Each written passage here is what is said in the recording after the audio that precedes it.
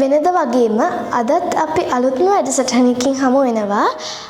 අද අපිත් එක්ක ඉන්නේ ඇමරිකාවේ ප්‍රධාන සංඝනායක වල්පොල පියනන්ද නායක හාමුදුරුවෝ. අවසරයි හාමුදුරුවනේ. අපි හැමදාම තිසරණේ සමාදන් වෙන්න ඕනේද? පන්සිල් ගන්න ඉස්සෙල්ලා තිසරණේ ගන්න ඕනද හැමදාමනේ? හොඳම ප්‍රශ්නයක්. හරිම දාර්ශනික ප්‍රශ්නයක් නේ පොඩිදු ඇහුවේ.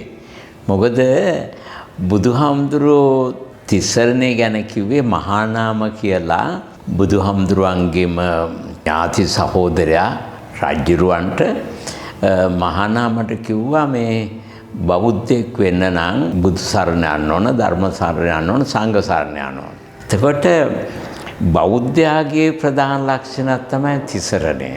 පංචශීලය ඕනෑම කෙනෙකුට මොනම ආගමක කෙනෙකුටවත් පුළුවන්. ඉතින් තිසරණේ අපි හැමදාම ගන්න ඕනද? මෙතෙන්දි පොඩිදුව බුද්ධං සරණං ගච්ඡාමි කියන එකේ තේරුම මම බුදුන් සරණ යනවා. එතකොට බුදුන් සරණේ බුදුහාමුදුරුවෝ කියලා කියන්නේ කවුද? සිද්ධාර්ථ ගෝතම බුදුරජාණන් වහන්සේ බුද්ධත්වයට පත්වෙච්ච උතුමාණන් වහන්සේ. ඒ බුද්ධ කියන එක අපි ඇවිල්ලා තියෙන්නේ ඒකට කියන්නේ ධාතු රූට් එක.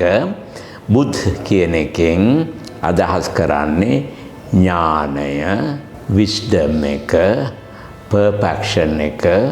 ඒ වගේම බුද්ධියයි ඥානයයි ඒ වගේම තැනට උචිත හැටියට ඇත්ත ඇති හැටියෙන් දැකලා වැඩ කිරීමයි. එතකොට මෙතෙන්දී බුද්ධං සරණං ගච්ඡාමි කියලා බුදුරජාණන් වහන්සේට මාගේ නමස්කාරය වේවා කියන අතරතුරම දියණියගේ හදවතට දියණිය ගන්නවා මමත් බුද්ධිමතෙක් වෙනවාමයි.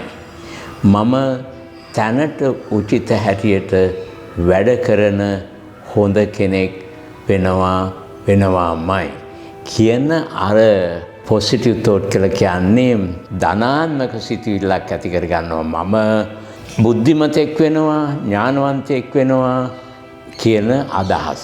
ඒක නිසා හැමදාම බුද්ධං සරණං ගච්ඡාමි කියලා පොඩි දියණිය දන්නවද මේ හාමුදුරුවන්ට, මේ පොඩි හාමුදුරුවන්ට පවා හරියට කටපාඩම්. පිරිත් බලන්න එළි වෙනකන් කටපාඩම් කියන්නේ මොකද හේතුව? මේක මන්ත්‍රයක් වගේ. බුද්ධං සරණං ගච්ඡාමි කියන එක මන්ත්‍රයක් වගේ. ඒගොල්ලෝ දවසට 100 ගමනක් විතර කියවෙනවා. ඒ නිසා ඒගොල්ලෝ නිතරම පොසිටිව් තෝට්, ධනාත්මක සිතුවිලි හදවතට ඇතුල් කරගන්නවා. ඒක ඊටාම් වැදගත්. ඊළඟ ධම්මං සරණං ගච්ඡාමි කියන්නේ ඒකත් ධර්මයේ බුදු පියාණන් වහන්සේගේ දේශනා කරලා තියෙන ඒ ධර්මස්කන්ධයට මගේ නමස්කාර වේවා කියන එක තමයි. ධම්ම කියන එකට අදහස් තියෙනවා පොඩි දියණියනි 14ක්. මෙතෙන්දී ධම්මං සරණං ගච්ඡාමි කියලා කියන්නේ මම බුදුපියාණන් වහන්සේගේ දේශනා කරපු ධර්මයට වන්දනා කරන අතරතුරම මම හොඳ කෙනෙක් වෙනවා. හොඳ කෙනෙක් කියලා කියන්නේ මම කාටවත් කරදරයක් කරන්නේ නැහැ. මට මං කරදර කරගන්නේ නැහැ. මම කිසි විටක මම පල්ලෙහාට දාගන්නේ නැහැ.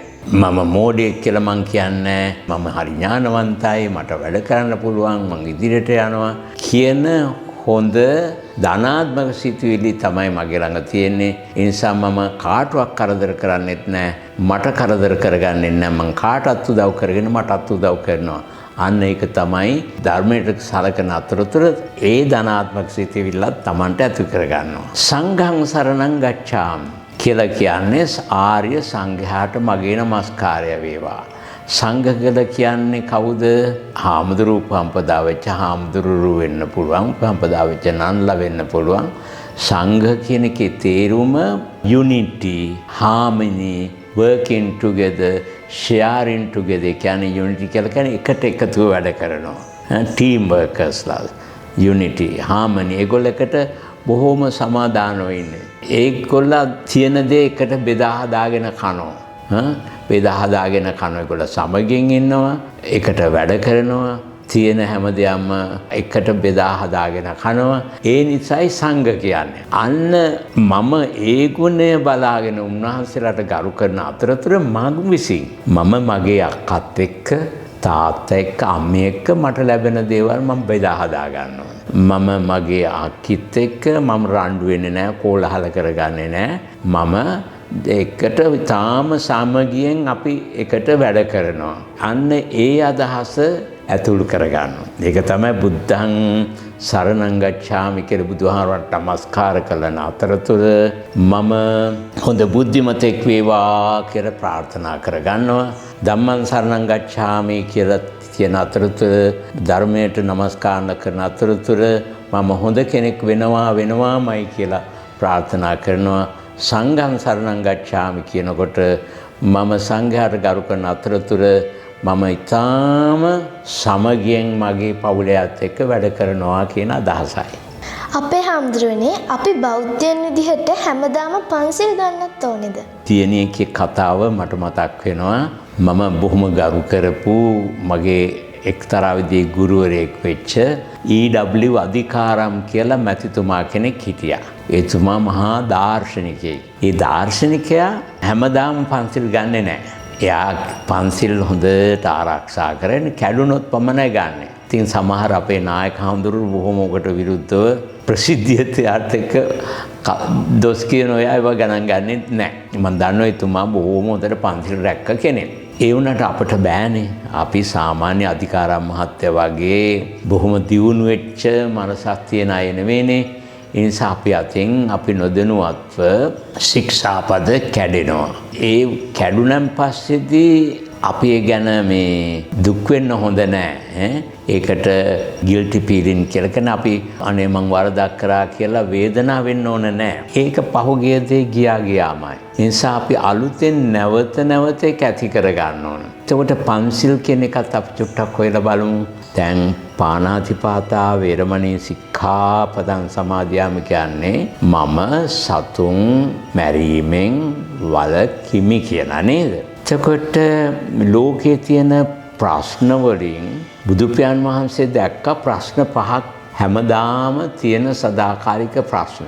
ඒ ප්‍රශ්න පහෙන් මිදෙන්න නම් මෙන්න මේ කියන පංචශීලය ආරක්ෂා කරන්න ඕන. පළවෙනි එක තමයි මිනිස්සු දැන හෝ නොදැන මිනිස්සු අතර මිනි මරා ගන්නවා, කෝලහල කර ගන්නවා, සත්තු මරනවා, ගස් විනාශ කරනවා, ඔය විනාශය කරනවා. ඒ විනාශය නතර කරන්න නම් නීතියෙන් බෑ. තමන්ම අදිෂ්ඨාන කරගන්න ඕන. ඒකනේ අපි උදේට ගිහිල්ලා පාණාතිපාතා වේරමණී සික්ඛාපදං සමාදියාමි මම කිසි දවසක සතෙක් මරන්නේ නැහැ කියලා අදිෂ්ඨාන කරගන්නවා. එතකොට පොඩි දියත් කරනවා, මමත් කරනවා, තාත්තිත් කරනවා, අක්කිත් කරනවා. අපි ඔක්කොම කරාම අපි ඉබේම මේ සොසයිටි එකේ කවුරුත් මරන්නේ නැහැ.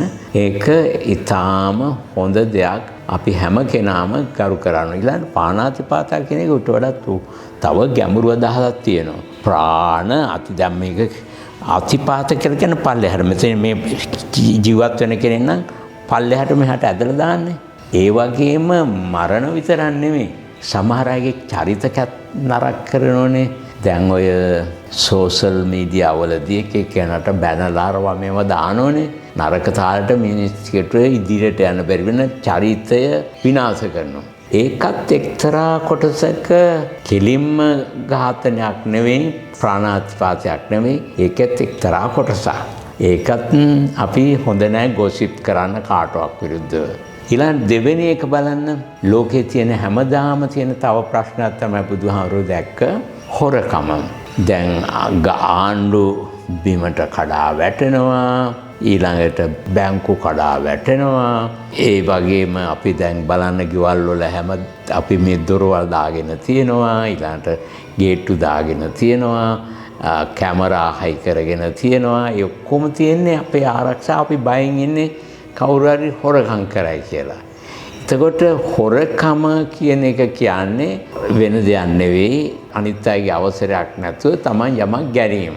අපි ඒක දැඩි ලෙස අදිෂ්ඨාන කරගත්තොත් මම අදින්නා දානා වේරමණී සික්ඛා මම කිසි දෙයක් ගන්නෙ නෑ අනිත් එක්කෙනාගේ ඒ අයිතිකාරයාගේ අවසරේ නැතුව කියලා. එහෙමනොත් සමාජය හරි දියුණුවක්නේ. සමාජ දියුණුවක්. දැන් මේ දේශපාලන ලෝකයේ හැම රටක්ම වගේ විනාශ වෙලා තියෙන්නේ ඔන්න ඔය දෙවෙනි ශික්ෂාපදය හරියට රැකෙන්නේ නැති නිසා. තුන්වෙනි එක දියණිය පොඩි දරුවන්ට මට හරි අමාරු විස්තර කරන්න. තුන්වෙනි එක ගරු කිරීම. අම්මා තාත්තටත් තාත්තා අම්මටත් ඒ වගේ ගරු නොකිරීම නිසා ඒ අයගේ තියෙන බැඳීම දිගට හරියට කරන්නේ නැති නිසා තමයි අවුල් වෙලා තියෙන්නේ. දැන් ඩිවෝස් වෙලා තියෙනවා පවුල් සමහර අය.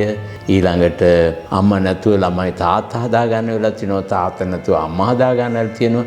ඒ දෙගොල්ලගේ හරියට එක එක්කෙනාට ගරුත්වය ආදරය බැඳීම අඩු නිසා. හතරවෙනි ශික්ෂාපදය බොරු කීම. බොරු කීම නිසා හරියට ප්‍රශ්න. දැන් එක දරුවෙක් ඉස්කෝලේ ගිහලා මොන හරි ප්‍රශ්නයක් වෙලා ඇවිල්ලා අම්මට තාත්තට ඇත්ත නොකිය බොරු කිව්වොත් අම්මා තාත්තා අමාරු වෙනවා. අම්මට අරයා ගැහුවා කියලා හරි බොරුවක් කිව්වොත් අම්මා තාත්තා ගිහලා අර පවුල එක්ක කෝලාහල කරගනි පොලිසියට එන්ට්‍රි දායි. ඇත්ත තත්ත්වේ නොකිව්වහම අම්මලත් අමාරු වෙනවා. දොස්තර මහත්තයා ළඟට ගිහිල්ලා කෙනෙක් ලෙඩේ හංගල වෙන ලෙඩක් කිව්වොත් දොස්තර මහත්තයාත් අමාරුයි ලෙඩත් අමාරුයි. ඒ නිසා ඇත්ත කිවීම තමයි තාම හොඳ දෙය. දැන් ලංකාවේ හරිම වේදනාකර තත්ත්වයක් තියෙන්නේ. මිනිස්සු කියන හැටියට බොරු කියන්න බය නැහැ කියලා මිනිස්සු. ඒ නිසා අපි ඔක්කොටම වඩා බය වෙන්නට ඕන. බොරු කියන්න හොඳ නැහැ. බොරු කිව්වොත් අපිට පව් වෙනවා කියලා කියන්නේ අපේ පිරිහීමක් වෙනවා. සමාජයේ පිරිහීමක් වෙනවා. පස්වෙනි එක ඒ වගේම භයානක දෙයක්. පස්වෙනි එක සුරාමේරය මජ්ජපමා දට්ඨානා වේරමණී සික්ඛාපදං සමාදියාමි කියන්නේ අරක්කු විතරක් නෙමෙයි. ඩ්‍රග්ස් වර්ග දැන් ලංකාවේ හරිම වේදනා කරයි නේද? අපිට ආරංචි වෙනවා ඉස්කෝලවල පවා පොඩි දරුවන්ට පවා මේ ඩ්‍රග්ස් පුරුදු කරනවා කියලා. ඒකෙන් සමාජය විනාශ වෙනවා. සෞඛ්‍ය විනාශ වෙනවා. ඊළඟට රට විනාශ වෙනවා. ආයුෂ නැති වෙනවා. ලෙඩ හැදෙනවා. රටේ ආර්ථිකය නැති වෙනවා. ඔක්කොටම වඩා භයානකයි. ඊළඟට කෝලහල ගෙදර ගිහිල්ලා අම්මා එක්ක කෝලහල කරයි බොන කෙනා තාත්තා එක්ක කෝලහල කරයි. එහෙම නැත්නම් තව විනාශකාරී දේවල් කරයි. ඒ බොන්නට ඩ්‍රග්ස් වලට පුරුදු වෙච්ච කෙනා අනිත් ශික්ෂාපද ඔක්කොම කඩනවා. එයා ගිහිල්ලා හොරකම් කරයි. එයා ගිහිල්ලා බොරු කියයි. එයා ගිහිල්ලා තව ඕනම් මිනි මරයි. ඒ වගේ ජරා වැඩ ඔක්කොම කරන්න පළවෙනි එක තමයි මේ පස්වෙනි ශික්ෂාපදේ. ඒ නිසා අපි දිනපතා ශික්ෂාපද ගන්න ඕන. අපි නැවත සිහි කරගෙන මම මේ කවදාවත් සතෙක් මරන්නේ නැහැ. කවදාවත් සොරකම් කරන්නේ නැහැ. හැමදාම මගේ ශරීරයට මම ආදරය කරනවා. මම ඒ නිසා කිසි වැරද්දක් කරන්නේ නැහැ. මම බොරු කියන්නේ නැහැ. මම මත්පැන් ඩ්‍රග්ස් වර්ග ගන්නෙ නැහැ කියලා කියන එක. ඒක හැමදාම කියනකොට හොඳට ඒක හිතටත් වදිනවා, මනසටත් වදිනවා, කයටත් වදිනවා. ඒවයින් වළකිනවා. ඒ නිසා හැමදාම ගන්න ඕන. නායක හාමුදුරනේ බොහොම ස්තුතියි. බොහොම පිං පුංචි අපිට බුදුදහමේ හරිමඟ පෙන්නනවට. හොඳ ලස්සන ප්‍රශ්න දෙකක් ඇහුවේ.